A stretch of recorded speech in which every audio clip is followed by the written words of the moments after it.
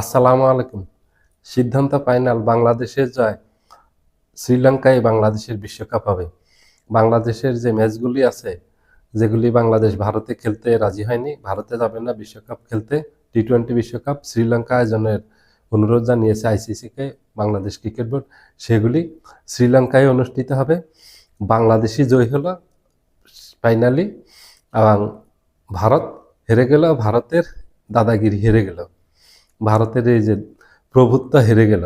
ভারত যে দাদাগিরি করতেছিল, সব জায়গায় ছড়ি ঘুরাচ্ছিল, ঠিক বাংলাদেশের সামনে একটা মাইর দিয়ে দিল ভারতকে, কৌশলে একটা মাইর দিয়ে দিল, একেবারে ভারত ছুঁয়ে গেল।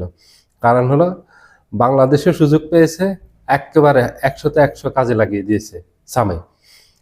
ভারত যে কৌশলে মোস্তাফিজকে আইপিএল থেকে বাদ দিয়েছে, বাংলাদেশও একই কৌশলে ভারতকে পরাজিত করেছে। একেবারে ভারতের অস্ত্র দিয়েই ভারতকে ঘায়েল করছে। ভারত বলছে নিরাপত্তার জন্য মোস্তাফিজকে নিরাপত্তা দিতে পারবে না, এই জন্য আইপিএল থেকে বাদ দিয়েছে।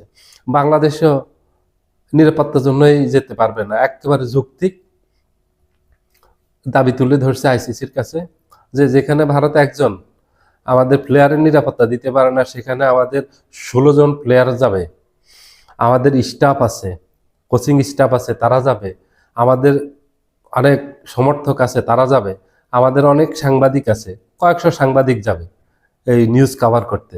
তাদের নিরাপত্তা কিভাবে দিবে? যেখানে একজনে দিতে পারে না, তাহলে আমরা সেখানে যাব না। আইসিসিকে অনুরোধ করেছে ভেন্যু পাল্টানোর জন্য, শ্রীলঙ্কায় নেওয়ার জন্য। আইসিসি সেটা রাজি হয়েছে।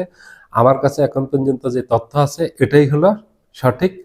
এটা আগামী 24 ঘন্টার ভিতরে এই সংবাদ সম্মেলন করে এটা ঘোষণা দেওয়া হবে বিসিবির থেকে। আইসিসি বিসিবিকে জানিয়ে দেবে, বিসিবি সংবাদ সম্মেলন করে পুরো দেশবাসীকে জানিয়ে দেবে। এটা একেবারে ফাইনাল। যদি কোনো ধরনের কোনো মিরাকেল কিছু না ঘটে, তাহলে আমি যেটা বললাম এটাই ফাইনাল।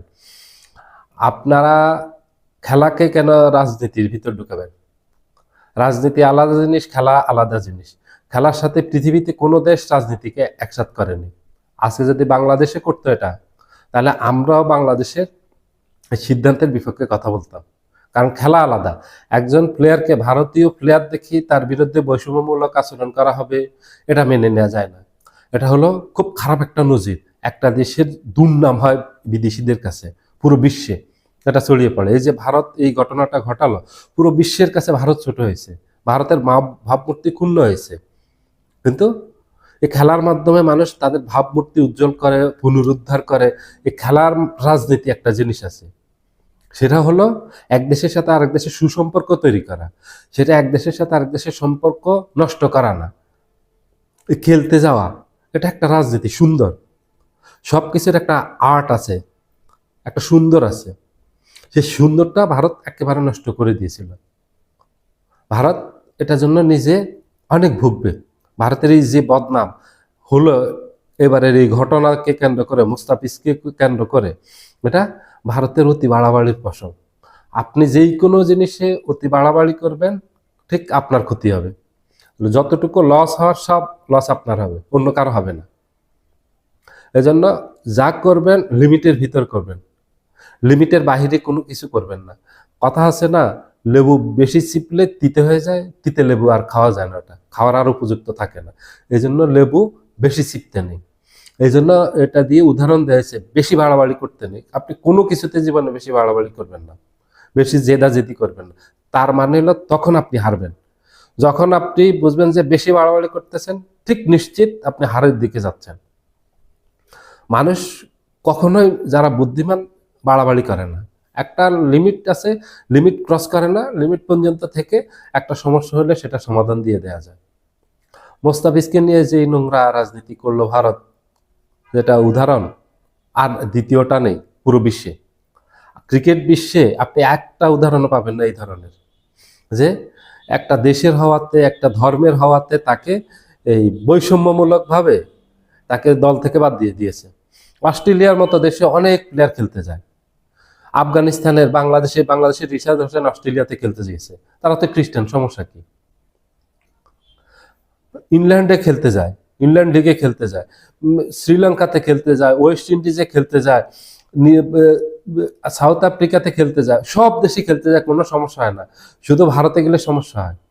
ভারত 5ই আগস্টের পর শেখ হাসিনা যে পালিয়ে গেছে, ভারত সেটা মেনে নিতে পারেনি। কারণ হাসিনা এখান থেকে পালায়নি, পালিয়ে গেছে ভারতের যে দাসত্ব এখানে রেখে গেছিল, ভারতের যে আধিপত্য সেটা পালিয়ে গেছে।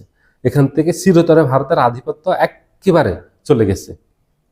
এই জন্য ভারত এই পরাজয় মেনে নিতে পারেনি। বাংলাদেশের সাথে 5ই আগস্টের পর একের পর এক শত্রুতা করে যাচ্ছে। আর তার ফলে কি হচ্ছে, ভারত পরাজিত হচ্ছে। 24শে আগস্টের পর ভারত বাংলাদেশে অসংখ্য শত্রুতা করছে এবং অসংখ্য ষড়যন্ত্র করছে। একটা কি সফল হয়েছে আপনারা বলতে পারবেন? একটা ষড়যন্ত্র সফল হয়নি, সব ব্যর্থ হয়ে গেছে। ভারতের সকল ষড়যন্ত্র একেবারে ব্যর্থ। আপনি যদি সত্যের পথে থাকেন আপনার বিজয় হবে, আর আপনি যদি মিথ্যা অথবা গুজব ষড়যন্ত্র করেন কাউকে ক্ষতি করার জন্য, আপনি পরাজিত হবেন, ক্ষতি আপনার হবে, পরাজিত আপনি হবেন। আর সত্য সবসময় জয়ী হবে, মনে রাখবেন, সত্যের কোনো পরাজয় নেই। ভারতের বেলায় ঠিক তাই ঘটছে, ভারতের পরাজয় ঘটছে। এটা ভারত বাংলাদেশের সাথে পরাজিত হয়েছে মোস্তাফিজকে নিয়ে। যেই মোস্তাফিজকে নিয়ে যে ভারত খারাপ একটা কাজ করলো, এটা ঠিক হয়নি ভারতের। এতে ভারতের ভাবমূর্তি পুরো বিশ্বের কাছে ক্ষতিগ্রস্ত হয়েছে, উজ্জ্বল হয়নি। সবাই ভালো থাকবেন, আল্লাহ হাফিজ।